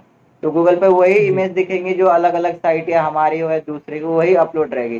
तो मान लीजिए हर जी साइट का तो हम वो दे नहीं सकते, तो हम लोग गूगल को ही गूगल से लेते हैं तो हम गूगल को ही डायरेक्ट दे देते हैं। तो गूगल का एक विश्वास रहता है, जो गूगल को भी पता है जो इमेज हमारी साइट से ली है, गूगल तुरंत पकड़ लेता है, क्योंकि गूगल पे हमसे भी हाई टेक सॉफ्टवेयर है जो भी है, तुरंत पकड़ लेगा जो इमेज कहाँ से डाउनलोड की गई है और कहाँ से नहीं। इसलिए जी हम डायरेक्ट गूगल को भी दे देते हैं, तो गूगल को एक विश्वास रहता है जहाँ इसने इमेज लिया तो क्रेडिट दिया है, बेशक उसको पता नहीं जो किसकी इमेज हो ना हो। गूगल से ले रहे हैं तभी गूगल को क्रेडिट देना, नहीं तो जहाँ से ले रहे हैं तो वहां तो उसको क्रेडिट देना है। और ऐसे कुछ कॉपीराइट फ्री इमेज जो जैसे कि पिक्सल हो गया, और ऐसी अलग अलग वेबसाइट है जहाँ पे रॉयल्टी फ्री इमेजेस मिल जाती हैं, तो वो भी आप यूज़ करते हैं कि इस हाँ गूगल नहीं, वो इंस्टाग्राम भी फेसबुक हम यहीं कुछ से। साइट के लिए यूज करते हैं, बट पिक्सल को क्रेडिट देते हैं। कॉपीराइट सिर्फ अच्छा, जहाँ से नाम का भी। कॉपीराइट रहता है, बट क्रेडिट देना पड़ता है। ठीक है, तो दोस्तों जहाँ से भी आप इमेज लें वहाँ पे आपको क्रेडिट जरूर देना है, और कोशिश करिए कि वर्टिकल इमेज मिले और एचडी में इमेजेस मिले। अच्छा हाँ सौरभ जी। भाई, मैं देखा हूँ कि बहुत लोग तो इमेज सही लेते हैं, लेकिन अपलोड करने के बाद जब वेब स्टोरीज उनकी पब्लिश होती है ना, तो उसकी क्वालिटी बहुत ही ख़राब हो जाती है फ़ोटोज़ का। भाई उसका वो क्या रीज़न है। देखिए, हाई क्वालिटी एचडी जो रहती है हमारी आज तक नहीं हुई ना कभी होती है। हाई क्वालिटी एचडी लोगे तो क्या कहते हैं, वो ठीक रहता है। एक सिंपल लैंग्वेज में आपको मैं दिखाता हूँ। आप कोई सावला आदमी, मैं ही सावला आदमी हूँ, फिल्टर लगा के फोटो खींच जी के इंस्टाग्राम पे अपलोड कर दूंगा या कहीं कर दूंगा, तो लोगों को क्या लगता है जो बंदा गोरा है या हैंडसम है, जब बंदा सामने आके जी देखता है ना तो बंदा क्या बोलता है, यार ये इमेज तो मतलब ये बंदा तो सावला है, हैंडसम भी नहीं है। जैसे देखो दूर से देखोगे ना आप, तो वहां पे हम्म। आपको एचडी में लगेगी, बट जब आप अपलोड करोगे तो वो आपकी इमेज फट जाएगी। जैसे इंस्टाग्राम मतलब आप मोबाइल से फोटो खींचते हो और नॉर्मल तरीके से जी व्हाट्सएप से भेजते हो तो इमेज की वो क्लैरिटी थोड़ी कम हो ही जाती है। तो यूज करो जी। जितनी हाई क्वालिटी एचडी इमेज होगी, विदाउट मान लीजिए किसी आप इमेज भी डाउनलोड कर रहे हो तो दूसरी चीज इसका ये ध्यान रखना, क्रेडिट देना है। और एक और चीज, जैसे मान लीजिए कोशिश करें जो किसी भी चीज का उस पर लोगो ना लगाओ। मान लीजिए पिक्सल से हमने इमेज डाउनलोड की तो पिक्सल का इमेज ना लगाओ। ऐसे मान लीजिए गूगल न्यूज पे भी, गूगल न्यूज कहते हैं, गूगल से भी इमेज डाउनलोड कर रहे हैं एचडी में, तो उस पर ध्यान रखें जो जिस साइट ने अपलोड किए उस इमेज को, उस साइट का नाम ना हो।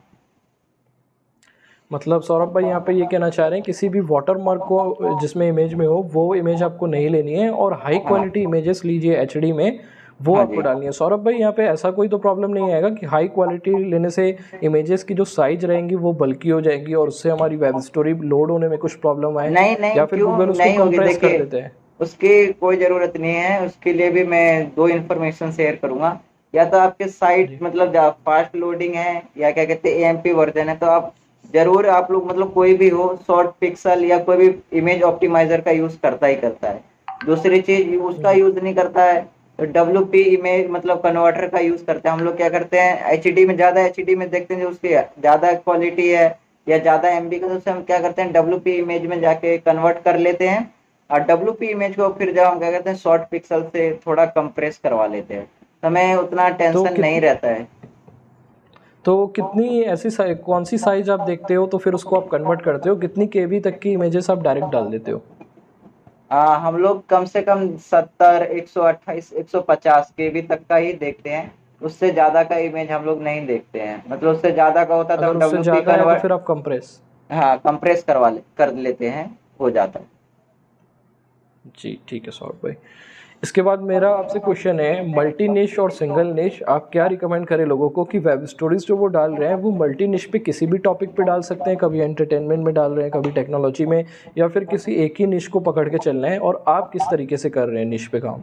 देखिए जो ब्लॉगिंग फील्ड में पहले से है और उसको ब्लॉगिंग की नॉलेज है, मल्टी निच पे कैसे काम करना है या सिंगल निच पे कैसे काम करना है, तो वो स्टार्ट कर सकते हैं। वो भी स्टार्ट कैसे करेंगे मैं आपको बताता हूँ। सिंगल निच पे आप काम कर रहे हैं तो जिसके रिलेटेड आपकी वेबसाइट है, वो हिंदी में हो इंग्लिश में, और जिस निच इंश्योरेंस में ही मान लीजिए जिस भी कैटेगरी में हो उसी पे पर्टिकुलर बनाए। और मल्टी निच में आपकी वेबसाइट है तभी आप मल्टी निच पे वेब स्टोरी बनाए, और उसी लैंग्वेज में आप बनाए जिस लैंग्वेज में आपकी साइट पे आर्टिकल पब्लिश होती है। तब आपको कोई प्रॉब्लम नहीं आएगी क्योंकि गूगल तुरंत समझ जाएगा इसकी मल्टी निच वेबसाइट है। मल्टी निच हर कैटेगरी के लिए वेब स्टोरी बनाता है, क्योंकि प्लगइन में तो तो आप ओवरऑल एसईओ कर ही देंगे, इसलिए उसमें ठीक है मल्टी सौरभ निच भाई। में जिसको एक्सपीरियंस है वो कर सकते हैं।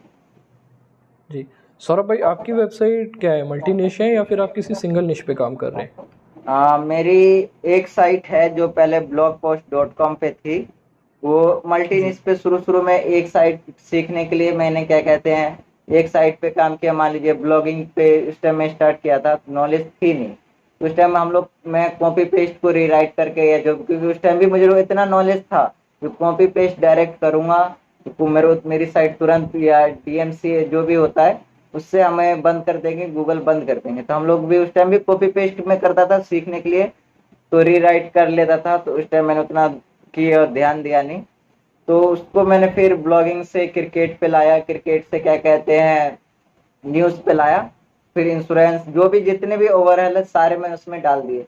जब उससे मेरे को अच्छा खासा ट्रैफिक शो हुआ तब मैंने उस वेबसाइट को, जब मेरे पास अभी मैंने तो स्टार्ट किया, तो उस वेबसाइट को मैंने अभी क्या कहते हैं सोच रहा हूँ जो मल्टी उस वेबसाइट को अपने वर्डप्रेस पे ट्रांसफर कर लूँ। जैसे मेरा एक मल्टी निच वेबसाइट है जिसपे एक मेरा ही फ्रेंड है जो अभी भी काम कर रहा है। जी ठीक है सौरभ भाई। तो नए लोग जो अभी बिल्कुल नई वेबसाइट सेटअप कर रहे हैं वेब स्टोरीज के लिए, तो वो लोग क्या सिंगल निश पे उनको जाना चाहिए आई थिंक हाँ जी, शुरू सिंगल में? निच पे जाना चाहिए, क्योंकि देखिए शुरू में पहले एक ही स्टेप बढ़े, डायरेक्ट आगे ना बढ़े, क्योंकि आपको मान लीजिए पहले जी ब्लॉगिंग की या वेबसाइट की नॉलेज नहीं है, तो मल्टी निच पे आप काम कैसे करेंगे। मल्टी निच पे टारगेट करना भी बहुत मुश्किल रहता है, और गूगल को एक तरह से एक्सप्लेन करना या समझाने में भी बहुत मुश्किल हो जाती है। जो कर चुके हैं जी उनके लिए कोई दिक्कत नहीं है। जैसे मान लीजिए न्यूज वेबसाइट है, न्यूज पे इंश्योरेंस, इसकी मनोरंजन जितने भी हैं, जॉब, ये सब सब शो होते हैं। क्योंकि उस टाइम पहले तो किसी को नहीं पता था, जो न्यूज़ वेबसाइट पे या गूगल को नहीं पता था ये सब शो है। तो पहले न्यूज़ वेबसाइट जो भी हो, आज तक या टाइम्स ऑफ इंडिया ने पहले तो उसका एसईओ किया, मेटा डिस्क्रिप्शन बनाया और गूगल को समझाया कि मेरी वेबसाइट जो है मल्टी निच पे है, सिंगल निच पे नहीं है। जी। तो जी। गूगल समझा तब जाके वो सबको प्रिफेयर करता है। कोई भी बंदा सर्च करता है स्कीम के लिए तो ज़्यादातर न्यूज़ वेबसाइट ही शो होती है। तो ऐसे पहले आपको सीखना है तब करना है। सौरभ भाई, जैसे कि आप इतनी अच्छी अर्निंग कर रहे हैं, तो अगर आप कंफर्टेबल हो तो आप ये बता सकते हैं कि आप कौन सी निश पे काम कर रहे हैं? मैं अभी पर्सनली क्या कहते हैं न्यूज़ वेबसाइट पे ही काम कर रहा हूँ। एक मेरी मल्टी निच वेबसाइट है एक और, जिसका नाम मैं जी। अभी रिवील नहीं करूँगा। मैं अपने यूट्यूब चैनल पे जी। सोच रहा हूँ उसका रिवील करने के लिए, क्योंकि मेरे इंस्टाग्राम पे भी बहुत मैसेज आ रहे हैं। तो उस पे मल्टी निच पे जी। मैंने आपको बोला था, जो कुछ मेरी ऑटोमेशन पे भी है वो न्यूज़ वेबसाइट, और कुछ मेरी क्या जी। कहते हैं मल्टी निच भी, जैसे मेरे कहने का मतलब न्यूज़ वेबसाइट में आप देखते होंगे जॉब स्कीम ये सब, तो ऐसे ही है मेरी। और जी। उसमें बस मैंने मल्टी निच के लिए दो चीज मैंने और क्या डाल दिया, एक ब्लॉगिंग का डाल दिया, तो ब्लॉगिंग रिलेटेड एक आता रहा है, एक अर्न मनी ऑनलाइन। क्योंकि न्यूज़ पे तो सब जाते हैं, बट कुछ ये होते हैं जो कुछ जी। 18 प्लस या 18 से जो कम बच्चे रहते हैं, वो न्यूज़ वेबसाइट पे वो भी जाते हैं, न्यूज़ देखते हैं, पर उनको हम लोग क्या चाहते हैं, एक तरीके से जो मैंने अपनी लाइफ बना लिया, मुझे अब जी। आगे जितना मतलब बढ़े अर्निंग या घटे उससे कोई मतलब नहीं। मैंने अपनी लाइफ थोड़ी बहुत जितनी होती चेंज कर ली। मैं सोच रहा हूँ कि दूसरों को, दूसरी की लाइफ चेंज करूँ, या मेरे गांव का ही बंदा हो या कहीं किसी भी स्टेट का हो, मैं उसकी लाइफ चेंज जी। करूँ। इसीलिए हम लोग जी। उसमें मैंने मल्टी निच ऐड किया। और इस पे भी पहले हम न्यूज़ वेबसाइट पे ऑटोमेशन था, हम लोग ने फिर जैसे मैंने बोला कुछ हाई वॉल्यूम कीवर्ड टारगेट करते हैं, कुछ हाई सीपीसी, ऐसे उस पे भी हम लोग काम करते हैं। ठीक है। सौरभ भाई, मेरा अगला क्वेश्चन ये है कि आप अकेले काम करते हैं या फिर आपकी एक टीम है? जैसा कि आप मेरे को ऑलरेडी बता चुके हो इस वीडियो में कि आपकी टीम है, बट मैं ये जानना चाहूँगा कि कितने लोगों की आपकी टीम है और कैसे वर्क आपका डिवाइड है? क्या कहते हैं, मेरे पास 16 लोगों की टीम है मुझे मिला के। जो मेरी 16 वेबसाइट जी। को वो लोग हैंडल करते हैं, सबका अलग अलग काम दिया गया है।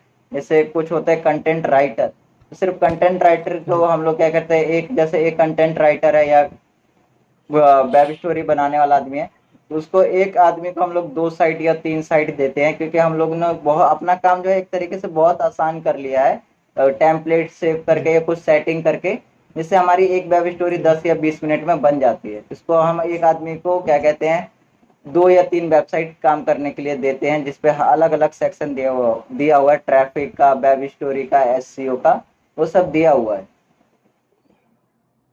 तो सौरभ भाई, जैसे आप बता रहे हो कि 16 लोगों की टीम है, हाँ तो जी। ये फिजिकल आपकी किसी लोकेशन पे है जो काम कर रहे हैं, या फिर आपने ऑनलाइन हायर किया हुआ है लोगों नहीं को नहीं, मेरे वेबसाइट्स मतलब हैंडल मैं कर? पहले जैसे दिल्ली में रहता था, तो दिल्ली में ये था, जो जी। मैं मेरी मम्मी जॉब करती थी और मैं अपने आप पढ़ाई करता था।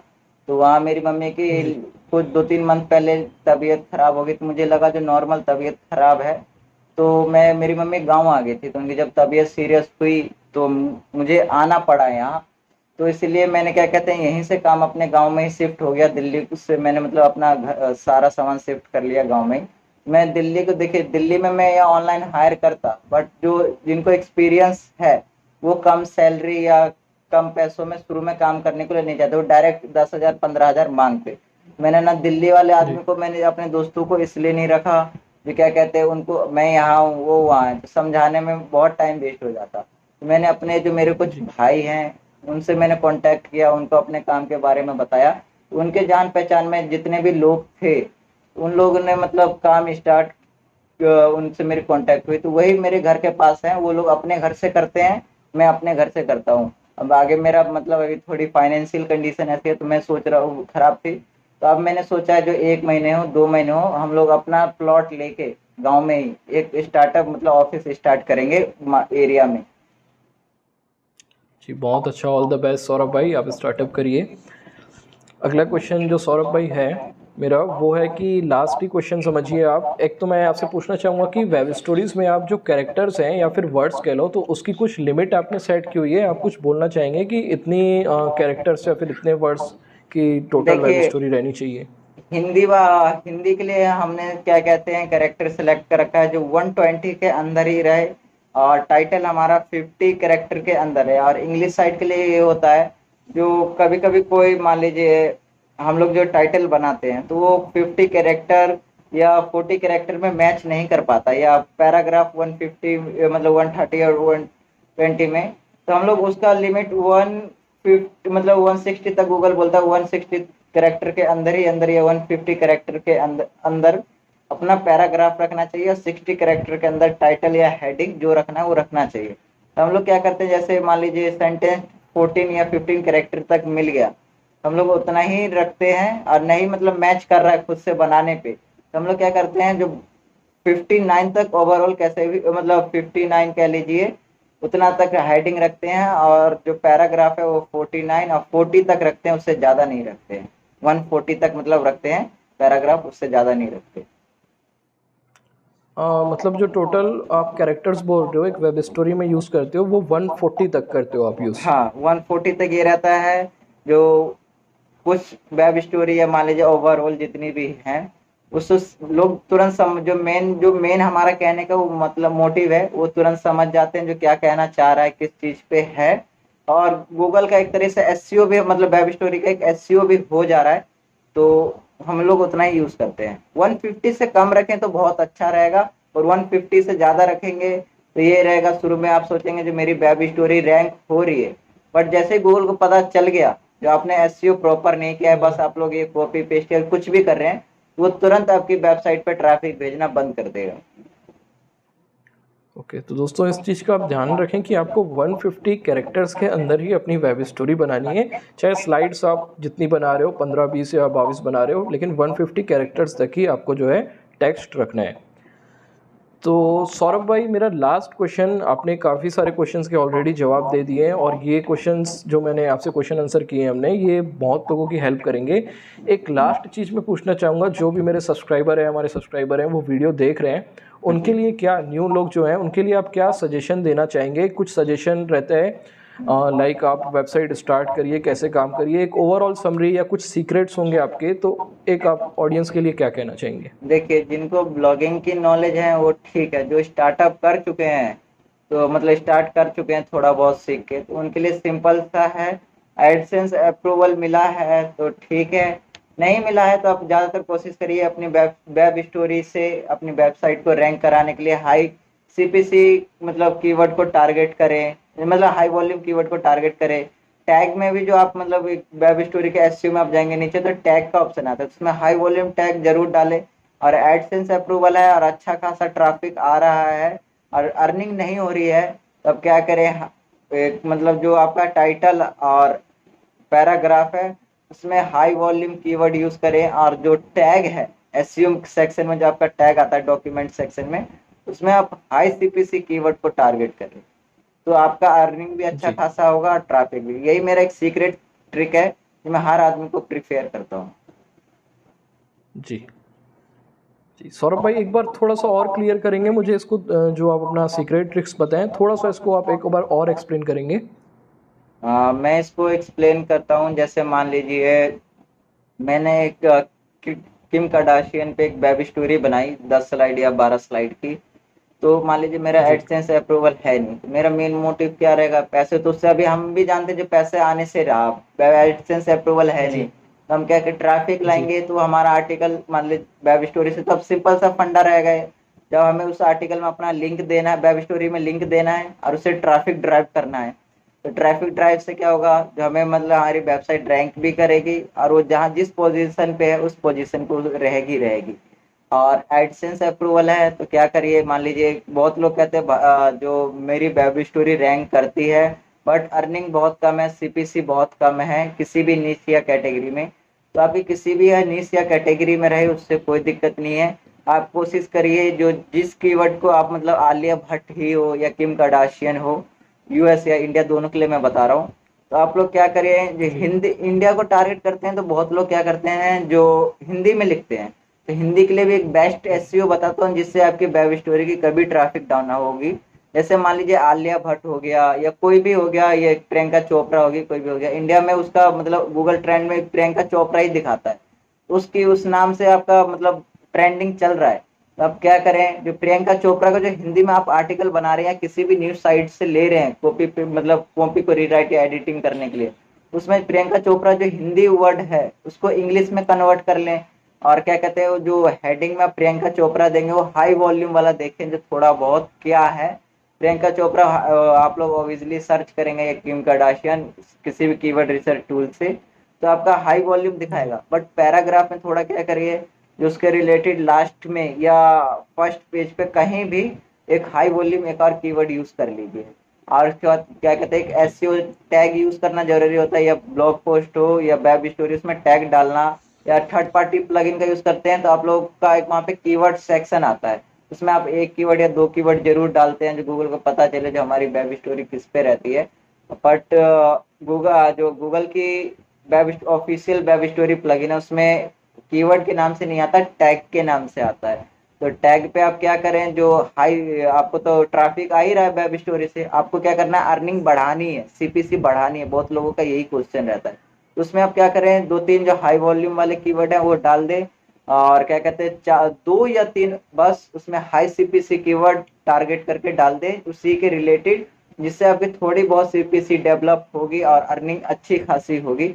बट इतना ट्राई करें 6 टैग से ज़्यादा ना हो। ठीक है सौरभ भाई, thank you so much Saurabh भाई, आपने ये सजेशंस बताए और इस पे सारे जो लोग हैं वीडियो देख रहे हैं वो लोग ज़रूर इम्प्लीमेंट करेंगे। और बस दोस्तों इस वीडियो में इतना ही। सौरभ भाई एक बार फिर से आपको थैंक यू सो मच हमारे चैनल पे आने के लिए, और मैं उम्मीद करता हूँ आप इसी तरीके से आगे ग्रो करेंगे और आप अपना स्टार्टअप स्टार्ट करेंगे, और एक बार फिर आप जब अच्छे से ग्रो कर लेंगे तो हमारे चैनल पे एक बार जरूर आएंगे। जरूर जरूर, क्योंकि मेरा मेन मोटिव क्या है, मेरे फादर भी जो थे उन्होंने भी मेरे को 2 बात सिखाई थी, कभी कोई गलती करे, मतलब कोई भी आपके साथ बुरा करे तो उस टाइम उसको छोड़ दो। तो क्या होगा उससे, आपका क्या रहेगा, जो अगला आदमी, आप भी कभी कोई गलती से हो जाए या जानबूझ के करे, दया दिखा के छोड़ देगा। दूसरी चीज, आप बन चुके हैं तो एक बार फ्री में उस आदमी की, दूसरे आदमी की मदद करके देखें, तो आपका पैसा तो दूसरे आदमी से नहीं मिलेगा, पर दूसरा आदमी आपको जानेगा, पहचानेगा, आपका नाम तो लेगा। मेरा मेन मोटिव वही है, जो अपना बन चुका है अगले आदमी को कैसे भी बनाना है। इंस्टाग्राम, फेसबुक, यूट्यूब, कैसे भी मैं हर जगह सबके अब हेल्प कर रहा हूँ, जितना हो सकता है उतने को मैंने अपना कॉन्टैक्ट नंबर दिया हुआ है, या इंस्टाग्राम पे मैं रात में फ्री रहता हूँ तो रात में सबका रिप्लाई देते रहता हूँ। जी दोस्तों, मैं एक चीज़ और बताना चाहूँगा, सौरभ भाई का अपना यूट्यूब चैनल है, और जैसे कि अभी उन्होंने बताया था कि वो अपनी वेबसाइट भी ना वहाँ पे रिवील करेंगे, तो डिस्क्रिप्शन में सौरभ भाई के चैनल और इंस्टाग्राम प्रोफाइल दोनों का ही मैं लिंक दे रहा हूँ। मेक श्योर सौरभ भाई को वहाँ फॉलो करें, चैनल को सब्सक्राइब करें, आपको वैल्यूएबल कंटेंट वहाँ भी देखने को मिलेगा। ठीक है सौरभ भाई, चलते हैं, इस वीडियो को यहीं अभी समाप्त करते हैं हम लोग, और फिर मिलेंगे भाई। जरूर जरूर। और दोस्तों यहाँ पर आप देख सकते हो, ये मैंने एनीडेक्स से सौरभ भाई के लैपटॉप पे कनेक्ट किया हुआ है और उनका एडसेंस अकाउंट दिखा रहा हूँ। एक चीज़ मैं बता दूँ, ये उनका मेन अकाउंट नहीं है दोस्तों। सौरभ भाई की जो एज है अभी वो 12th क्लास में है, और 17 ईयर्स की जो उनकी एज है, तो उनके पेरेंट्स अलाउ नहीं कर रहे थे ये सारी अर्निंग्स दिखाने के लिए। मैंने काफ़ी रिक्वेस्ट की तो उन्होंने अपना एक एडसेंस अकाउंट दिखाया, जिस वेबसाइट में उनकी मिलियंस ऑफ ट्रैफिक आ रही है उनका अभी उन्होंने रिवील नहीं किया है, लेकिन उन्होंने ये कहा है कि वो अपने यूट्यूब चैनल पर डालेंगे, तो आप उनका यूट्यूब चैनल भी सब्सक्राइब कर लेना। और दोस्तों यहाँ पे आप देख सकते हो, इस एडसेंस अकाउंट में भी लास्ट 7 डेज़ के आप देखेंगे तो 1.2 के डॉलर है। दिस मंथ में कम इसलिए दिखा रहे हैं क्योंकि ये वीडियो हम लोग 1 सितंबर को शूट कर रहे हैं, तो जो हमारी मंथली अर्निंग रहती है वो अभी यहाँ से हट जाती है, और 2 सितंबर तक, मतलब या तो फिर 1 के रात तक या फिर 2 सितंबर तक, मतलब 2 तारीख तक बैलेंस में ऐड हो जाती है। तो करेंटली अभी उनकी बैलेंस में ऐड नहीं हुई है, क्योंकि 1 सितंबर को हम लोग ये बना रहे हैं, और जो गूगल एडसेंस यूज़ करते होंगे उनको ये सारी चीज़ें पता होंगी। और दोस्तों मिलियंस ऑफ विजिटर में, यूज़र्स में इनकी ट्रैफिक जो आ रही है दूसरी वेबसाइट पे भी, और उनमें इनकी अर्निंग बहुत ज़्यादा है। ऑलमोस्ट पर डे की इनकम उनकी $600 to $700 दूसरे एडसेंस अकाउंट में। बट उन्होंने अभी वो रिवील करने से मुझे मना किया, उनके पेरेंट्स ने परमिशन नहीं दी। जो भी उनके रीज़न्स होते हैं, जब आपकी इतनी ज़्यादा अर्निंग्स होती हैं तो थोड़े से सिक्योरिटी रीज़न्स आ जाते हैं। लेकिन गाइस, आप सभी जानते हो कि गूगल वेब स्टोरीज़ में कितनी ज़्यादा अर्निंग पोटेंशियल है, और सिर्फ सौरभ भाई अकेले नहीं, और भी बहुत लोग बहुत अच्छी अर्निंग कर रहे हैं। तो इस पर आप ज़रूर से स्टार्ट करिए, काम स्टार्ट करिए। और दोस्तों सौरभ भाई के यूट्यूब चैनल की लिंक डिस्क्रिप्शन में, वो आप सब्सक्राइब कर लीजिए, उनके भी वीडियोस आने वाले हैं। और flippingtraders.com पे आप जाके दोस्तों वेबसाइट बाय सेल कर सकते हैं। अगर आपको Google AdSense approved website already ready website चाहिए हो एडसेंस के लिए तो वो भी आप चेकआउट कर सकते हैं। ये वीडियो कैसा लगा वो ज़रूर मुझे कमेंट करके बताना, लाइक करना, शेयर करना, और चैनल पर पहली बार है तो चैनल को सब्सक्राइब करना। इसी तरह के और कंटेंट जल्दी ही चैनल पे आने वाले हैं। और अगर आप भी ऑनलाइन अर्निंग करते हैं किसी भी तरीके से और अपना इंटरव्यू मुझे देना चाहते हो तो डिस्क्रिप्शन में मेरी टीम का कॉन्टैक्ट नंबर है, उनसे आप कॉन्टैक्ट करिए, अपने बारे में बताइए, देन हम आपसे कॉन्टैक्ट करेंगे और एक इंटरव्यू शूट करेंगे। Thanks for watching this video.